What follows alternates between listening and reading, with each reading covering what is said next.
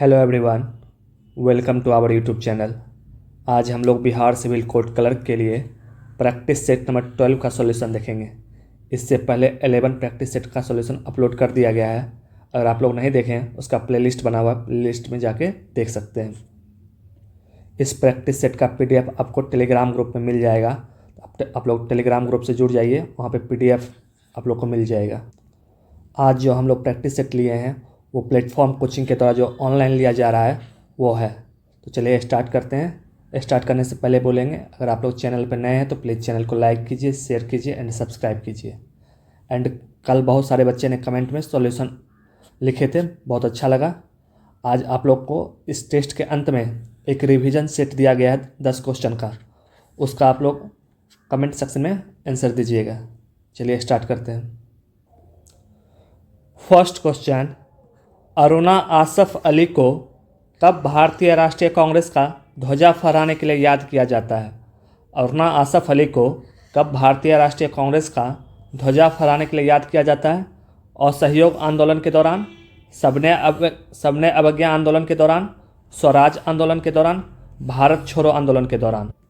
तो इसका आंसर है ऑप्शन डी।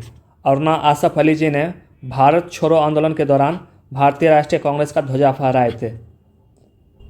क्वेश्चन 2, यह मूल मात्रक नहीं है। दिए गए ऑप्शन में से कौन बेसिक यूनिट नहीं है? Ampere, candela, Newton, kelvin. तो इस ऑप्शन में से न्यूटन बेसिक यूनिट नहीं है।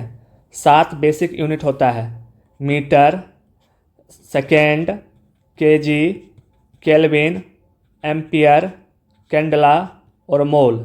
ये 7 बेसिक यूनिट होता है। न्यूटन बेसिक यूनिट नहीं है, तो इसका आंसर हो जाएगा ऑप्शन सी। क्वेश्चन 3, भूकंप आने का कारण क्या है? What is the cause of earthquake? Option दिया है पृथ्वी की सतह की ग्लोबल वार्मिंग के कारण, पृथ्वी पर जनसंख्या वृद्धि के कारण, भूमिगत परमाणु विस्फोट परीक्षण के कारण और पृथ्वी के विवर्तनिक प्लेटों की गति के कारण। तो अर्थक्वेक आने का कारण क्या है? यह है option D, the movement of tectonic plate of the earth, जिसके कारण पृथ्वी पर भूकंप आती है। इसका आंसर हो जाएगा ऑप्शन डी। क्वेश्चन 4, निम्न में कौन सा एंजाइम ग्लूकोज से इथेनॉल परिवर्तन में उत्प्रेरक का कार्य करता है? कौन सा एंजाइम ग्लूकोज से इथेनॉल में परिवर्तन का उत्प्रेरक का कार्य करता है? ये जाइमेज है, इन्वर्टम है, डाइटेज या माल्टेज। ये काम कौन करता है? ये काम जाइमेज करता है, ऑप्शन ए। क्वेश्चन 5, हाल ही में यूनिसेफ इंडिया ने किस बॉलीवुड अभिनेत्री को अपना राष्ट्रीय राजदूत नियुक्त किया है? हाल ही में यूनिसेफ इंडिया ने किस बॉलीवुड अभिनेत्री को अपना राष्ट्रीय राजदूत नियुक्त किया है? ऑप्शन है करीना कपूर खान, अनुष्का शर्मा, कंगना रनावत, प्रियंका चोपड़ा। तो यूनिसेफ का इंडियन नेशनल एम्बेसडर बनी है Kareena Kapoor Khan, option A. Question 6, biotechnology के द्वारा कैंसर के इलाज के लिए तैयार की गई औषधि क्या है? बायोटेक्नोलॉजी के द्वारा कैंसर के इलाज के लिए जो दवाई तैयार किया गया है उसका क्या नाम है? ऑप्शन देखते हैं। ऑप्शन दिया है इंटरफेरॉन, इंसुलिन, HGH, TSH। तो ये बायोटेक्नोलॉजी के द्वारा जो कैंसर के लिए दवाई बना है उसका नाम है इंटरफेरॉन, ऑप्शन ए। क्वेश्चन 7, हाल ही में स्कूल ऑन व्हील्स पहल किस राज्य में शुरू की गई है? स्कूल ऑन व्हील्स पहल किस राज्य में शुरू की गया है? असम, मणिपुर, गुजरात, हिमाचल प्रदेश। तो स्कूल ऑन व्हील्स पहल शुरू किया गया है मणिपुर में, ऑप्शन बी। क्वेश्चन 8, निम्न में कौन सा हार्मोन लरो या उरो का धारणा से संबंध है? कौन सा हार्मोन को लरो या उरो धारणा से संबंध रखता है? ये इंसुलिन है, एंड्रेलिन, एंट्रोजन या ऑक्सीटोसिन। तो एंड्रेलिन को हम लरो या उरो हार्मोन कहते हैं, ऑप्शन बी। इसको 3F हार्मोन भी कहा जाता है। 3F का मतलब होता है फियर, फाइट और फ्लाइट। तो 3F हार्मोन भी इसको कहते हैं, एंड्रेलिन को। इसका आंसर हो जाएगा ऑप्शन बी। क्वेश्चन 9, अन्न दर्पण निम्नलिखित में किसकी पहल है? अन्न दर्पण एक योजना है, ये किसके द्वारा शुरुआत किया गया है? भारतीय खाद्य निगम, कृषि एवं किसान कल्याण मंत्रालय, भारतीय कृषि अनुसंधान परिषद या नीति आयोग? तो अन्न दर्पण योजना फूड कॉरपोरेशन ऑफ इंडिया, भारतीय खाद्य निगम के द्वारा शुरू किया गया है। इसका आंसर होगा ऑप्शन ए। क्वेश्चन 10, लोकतंत्र और विकास के लिए पंचायती राज संस्थाओं के पुनः स्थापना के लिए राजीव गांधी द्वारा 1986 में गठित समिति का नाम क्या था? लोकतंत्र और विकास के लिए पंचायती राज संस्थाओं के पुनः स्थापना के लिए राजीव गांधी जी द्वारा 1986 में गठित समिति का नाम क्या था? अशोक मेहता समिति, एल.एम. सिंघवी समिति, जे.बी.के. राव समिति? तो ये था ऑप्शन बी में एल.एम. सिंघवी समिति। एल.एम. सिंघवी समिति के सिफारिश पे पंचायती राज को संवैधानिक दर्जा दिया गया था। तो इसका आंसर हो जाएगा ऑप्शन बी, अशोक मेहता समिति 1977 में बना था। क्वेश्चन 11, अंतर्राष्ट्रीय क्रिकेट अंपायर बनने वाली पहली पाकिस्तानी महिला कौन है? अंतर्राष्ट्रीय क्रिकेट अंपायर बनने वाली पहली पाकिस्तानी महिला कौन है? सलीमा इम्तियाज, नगमा जरदारी, मीरा यूनिस, रेशमा अख्तर? ये हैं सलीमा इम्तियाज। सलीमा इम्तियाज अंतर्राष्ट्रीय क्रिकेट अंपायर बनने वाली पहली पाकिस्तानी महिला है, ऑप्शन ए। क्वेश्चन 12, बीएमडी परीक्षण का पूर्ण रूप क्या है? बीएमडी का फुल फॉर्म क्या है? Bone marrow density, bone mineral density, bone marrow deficiency, bone marrow differentiation? तो इसका आंसर हो जाएगा ऑप्शन बी, इसका फुल फॉर्म है बोन मिनरल डेंसिटी। क्वेश्चन 13, निम्नलिखित में किसने संविधान सभा की प्रथम बैठक की अध्यक्षता की थी? Doctor B R. Ambedkar, doctor Rajendra Prasad, doctor Sachchidananda Sinha, doctor C B N. Rao? तो ये किए थे option C, doctor Sachchidananda Sinha. Question 14, फेफड़े कहाँ स्थित होते हैं? Where are the lungs located? Lungs कहाँ पे लोकेटेड रहते हैं? उदर गुहा या एब्डोमिनल कैविटी, पेरिकार्डियल गुहा, मुख गुहा या वक्ष गुहा, जिसको थोरैकिक कैविटी कहते हैं? तो लंग्स आपका वक्ष गुहा में स्थित रहता है, ऑप्शन डी। क्वेश्चन 15, नेत्रिनी द्वीप कहाँ पर स्थित है? नेत्रिनी आइसलैंड कहाँ पे स्थित है? केरला, अंडमान एंड निकोबार, लक्षद्वीप, गोवा? तो नेत्रिनी आइसलैंड स्थित है आपका लक्षद्वीप में, ऑप्शन सी। इसको पिंजन द्वीप भी कहते हैं, इसको पिंजन द्वीप भी कहा जाता है। इसका आंसर हो जाएगा ऑप्शन सी। तो ये था इस सेट का 15 जीके जीएस का क्वेश्चन। आगे 20 क्वेश्चन हिंदी का है। चलिए देखते हैं हिंदी का क्वेश्चन। क्वेश्चन 16, अध्यवसाय का विलोम क्या है? अध्यवसाय का विलोम शब्द क्या है? अध्याय, अनअध्यायवसाय, ध्यायवसाय और अब्ध्यवसाय? इसका विलोम हो जाएगा अब्ध्यवसाय, ऑप्शन डी। क्वेश्चन 17, निम्नलिखित अनेकार्थी शब्दों का दूसरा अर्थ बताइए। शब्द दिया है अजन्मा। अजन्मा के लिए कौन सा दूसरा शब्द होगा? अजन्मा का मतलब होता है जिसका जन्म ना हुआ हो, तो उसके लिए कौन सा वर्ड आएगा?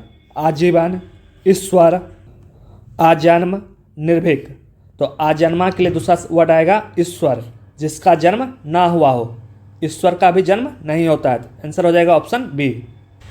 क्वेश्चन 18, जिसका उपचार ना हो सके के लिए एक शब्द। तो जिसका उपचार ना हो सके उसको क्या कहते हैं? जिसका उपचार ना हो सके उसे कहते हैं असाध्य। असाध्य, ऑप्शन बी। क्वेश्चन 19, किनारे लगना मुहावरे का उपयुक्त अर्थ क्या है? किनारे लगने का अर्थ है किसी कार्य को समाप्त होना, डूबने से बचाना, लहरों द्वारा किसी वस्तु को किनारे फेंकना, नदी पार करने में असफल होना। तो किनारे लगना मुहावरा का अर्थ होता है किसी कार्य का समाप्त होना, ऑप्शन ए। क्वेश्चन 20, खिसियानी बिल्ली खंभा नोचे का अर्थ क्या होता है? खिसियानी बिल्ली खंभा नोचे का अर्थ होता है कायरतापूर्ण व्यवहार करना, किसी बात पर शर्मिंदा होकर क्रोध करना, अपने शर्म छिपाने के लिए व्यर्थ झुंझलाना, अपनों से बड़ों पर क्रोध करना। तो इसका आंसर होता है ऑप्शन सी, अपने शर्म छिपाने के लिए व्यर्थ झुंझलाना, उसको कहते हैं खिसियानी बिल्ली खंभा नोचे। 21, उसने कहा मैं घर जाऊंगा। तो किस तरह का वाक्य है? उसने कहा मैं घर जाऊंगा। तो सरल वाक्य है, संयुक्त वाक्य है, मिश्र वाक्य या प्रश्नवाचक वाक्य? तो ये एग्जाम्पल है ऑप्शन सी मिश्र वाक्य का। 22 निम्नलिखित में कौन सा वाक्य शुद्ध है? इसमें से दिया गया जो वाक्य है इसमें से कौन सा शुद्ध है, आप लोग बताइए। यह है ऑप्शन सी में जो वाक्य दिया गया है वो शुद्ध है। आज का अवकाश देने की कृपा करें। आज का अवकाश कृपया देने की कृपा करें। कृपया कृपया इसमें 2 बार आ गया। कृपया आज की अवकाश देने की कृपा करें, यहाँ की बेफालतू का है। इसका सही आंसर हो जाएगा ऑप्शन सी। 23 शुद्ध वर्तनी वाला शब्द चयन करना है। 4 ऑप्शन दिया गया है वीरहनी का, तो वीरहनी का शुद्ध रूप कौन सा है? यह है ऑप्शन सी में वीरहिनी। 24 शुद्ध वर्तनी वाले शब्द का चयन कीजिए। चारों ऑप्शन में महत्व लिखा गया है, कौन सा महत्व सही है? ये महत्व जो ऑप्शन ए में दिया गया है वो महत्व का स्पेलिंग सही है, ऑप्शन ए।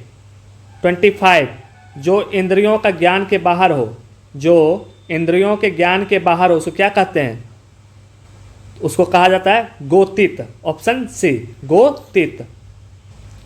26 आकाश में उड़ने वाले को डैश कहलाता है। आकाश में उड़ने वाला नभचर कहलाता है। इसका आंसर हो जाएगा ऑप्शन बी, आकाश में उड़ने वाले को नभचर कहते हैं। 27 मुहावरों का अर्थ बताना है। कुम्हार अपना ही घड़ा सहराता है। कुम्हार अपना ही घड़ा सहराता है, इसका अर्थ क्या है?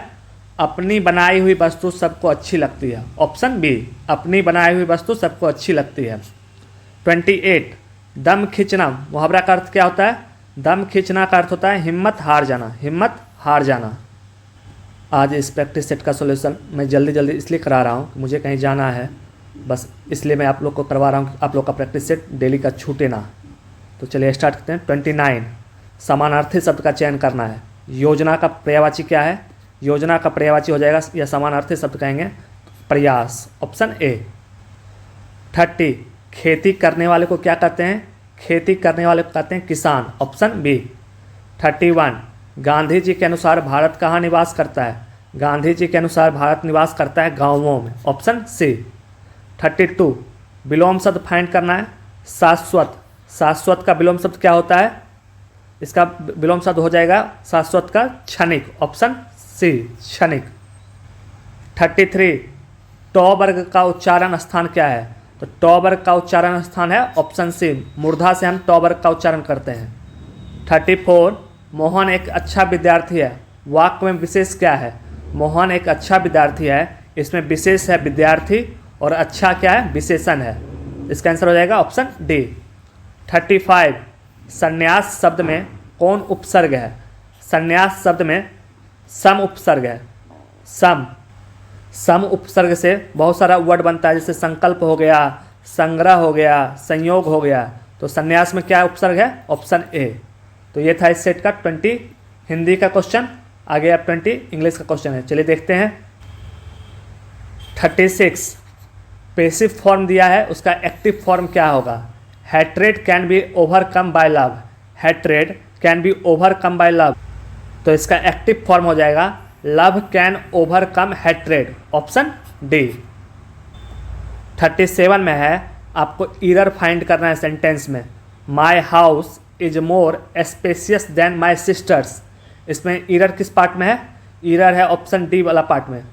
तो यहाँ माई सिस्टर की जगह हो जाएगा माई सिस्टर्स हाउस, तो ईरर है ऑप्शन डी में।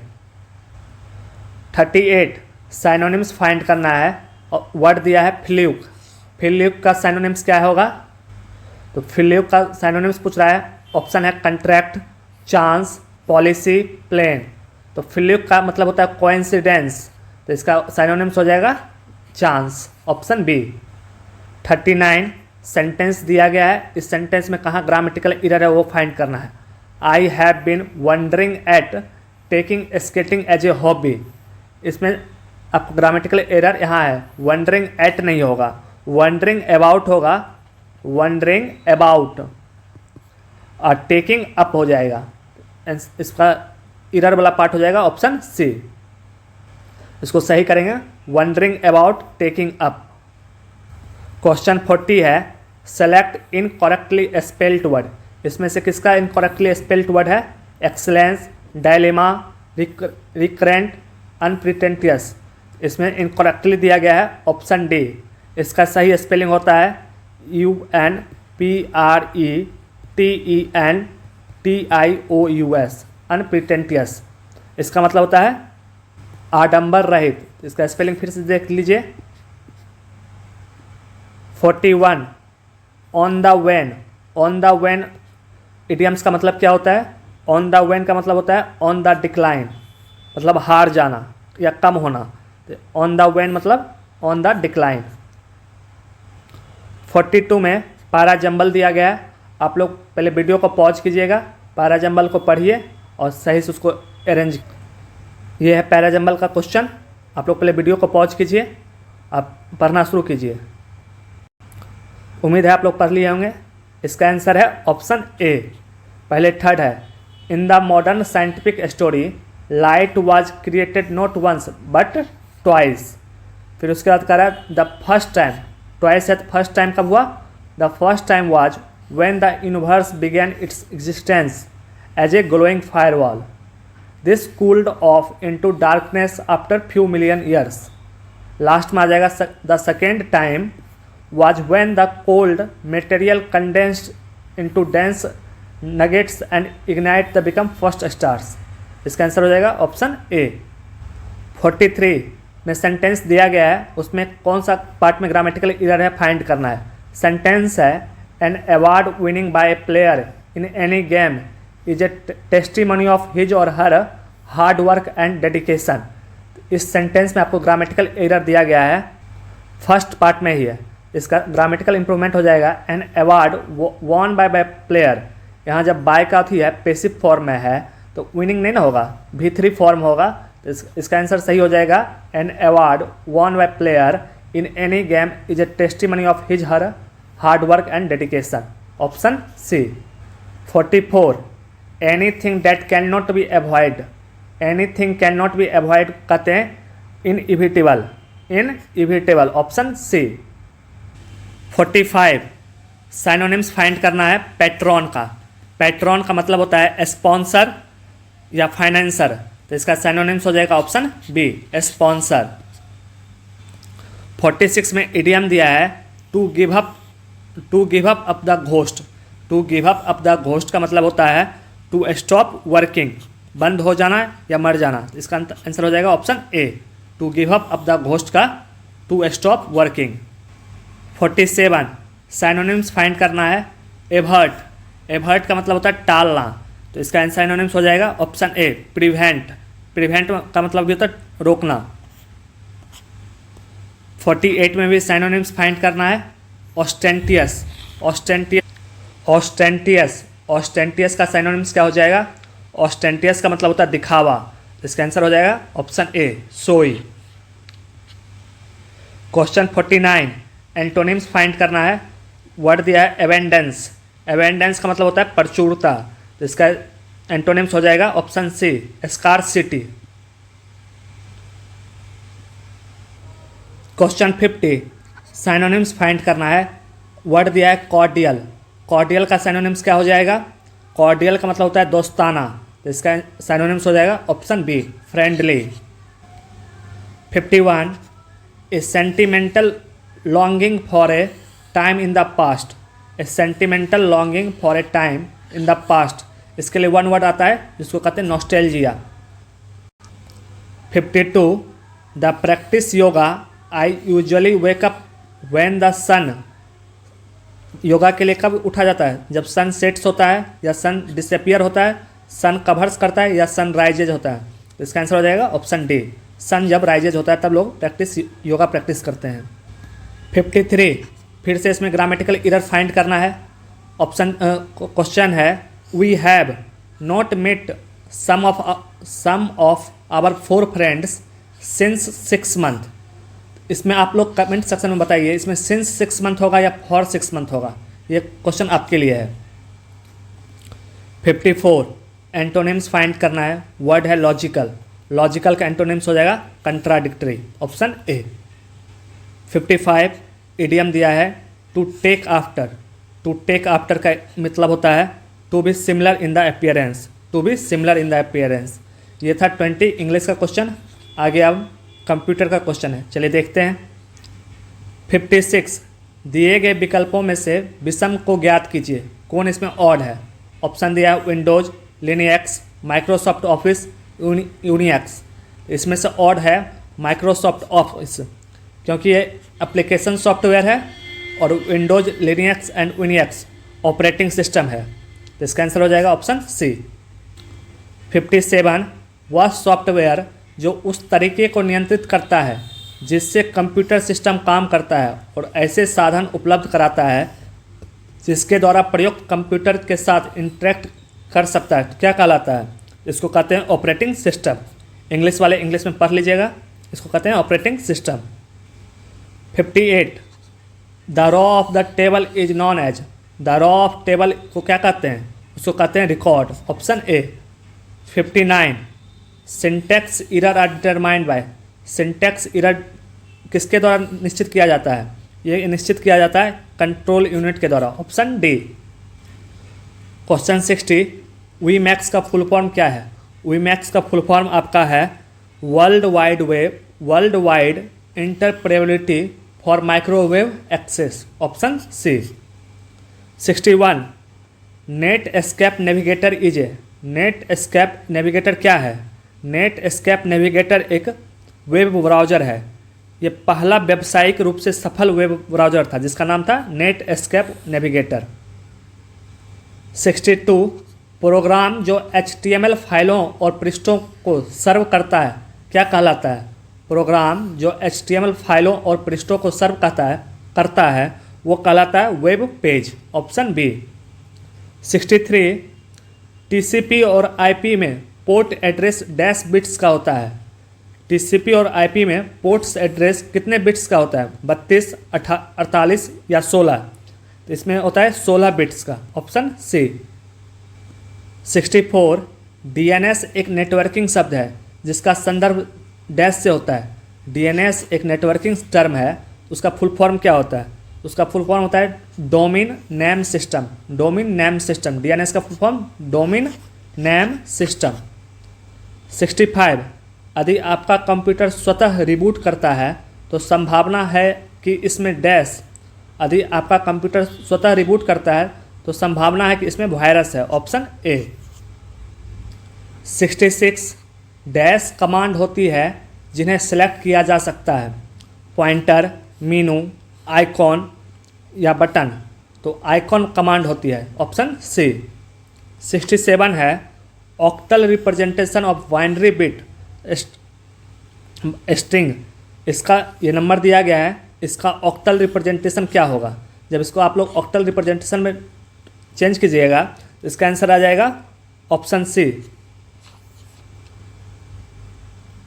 68 सी प्रोग्राम्स के फंक्शन हमेशा, function of C programs always. Option दिया है call by reference, call by address, call by value, call by stack. तो function of C programs always होता है कॉल बाय वैल्यू। 69 बायोस जो PC के operating system का एक हिस्सा है किसमें संग्रहित रहता है? कहाँ पे स्टोर रहता है बायोस? ये स्टोर रहता है आपका रोम में, ऑप्शन डी। क्वेश्चन 70 निम्नलिखित में कौन सा ऑपरेटिंग सिस्टम का उदाहरण है? डॉस, OS2, यूनिक्स या ऑल ऑफ दिज? तो ये सारे तीनों ऑपरेटिंग सिस्टम का उदाहरण। तो इसका आंसर हो जाएगा ऑप्शन डी। तो ये था 70 क्वेश्चन। आगे 20 क्वेश्चन मैथ और रीजनिंग का है जिसमें हम आपको आंसर में टिक मार देंगे। आप लोग वीडियो पॉज करके उसका सॉल्यूशन बनाइए, आंसर मिला लीजिएगा। 71 है, इसका आंसर ऑप्शन सी है 15 डे। 72 का आंसर है option A 73, B 74, option D. इसका हो जाएगा ऑप्शन बी। 76 का ऑप्शन ए, 77 का सी, 78 सी, 79 का डी है, 81 बी, 82 डी, 83 का आपका डी है, 84 का बी है, 85 क्वेश्चन ये है, इसका आंसर डी है। 86 का ऑप्शन ए, 87 सी 88, डी 89 का बी हो गया और 90 का सी है। ये तो इस सेट का क्वेश्चन था। आप आज से आप लोग का रिवीजन सेट चल रहा है, उसके लिए हम आप लोग को डेली 10 क्वेश्चन देंगे। उस क्वेश्चन का सॉल्यूशन आपको कमेंट सेक्शन में देना है, क्वेश्चन लिख के 1 का क्या होगा, 2 का क्या होगा। और ये इस क्वेश्चन का हम PDF आपको टेलीग्राम ग्रुप में भी भेज देंगे, आप लोग वहाँ भी रिस्पांस दे सकते हैं। तो ये है revision set number 1। First question है, which article of constitution defines the duty of chief minister. Chief minister का ड्यूटीज किस आर्टिकल में डिफाइन किया गया है। सेकेंड क्वेश्चन है, इंडिया विंस फ्रीडम किसकी आत्मकथा है। ये 2 वर्ड दिया गया जिसका आपका अपोजिट मीनिंग फाइंड करना है। आपको कितना आता है, 1 भी लिख सकते हैं, 2 भी लिख सकते हैं, आप कमेंट सेक्शन में लिखिए। क्वेश्चन 4 में आपको साइनोनिम्स बताना है इस 2 वर्ड का। क्वेश्चन 5 1 वर्ड सब्स्टिट्यूशन है, इसका 1 वर्ड बताना है। क्वेश्चन 6 ये भी अनेक शब्द के लिए 1 शब्द है, इसका आपको आंसर बताना है। क्वेश्चन 7 में मुहावरा है। क्वेश्चन 8 और 9 ये आपका कंप्यूटर से है। तो ये सारे क्वेश्चन का आप लोग कमेंट सेक्शन में जवाब दीजिए। जिसका भी 9 क्वेश्चन सही रहेगा उसका कमेंट पिन कर दिया जाएगा, और अच्छा भी लगेगा कि आप लोग पार्टिसिपेट लेते हैं। तो चलिए मिलते हैं अगले वीडियो में अगले सेट के साथ। अगर आप लोग चैनल पर नए हैं तो प्लीज़ चैनल को लाइक कीजिए, शेयर कीजिए एंड सब्सक्राइब कीजिए। ज़्यादा से ज़्यादा लोगों के बीच में ये चैनल को शेयर कीजिए। Thank you.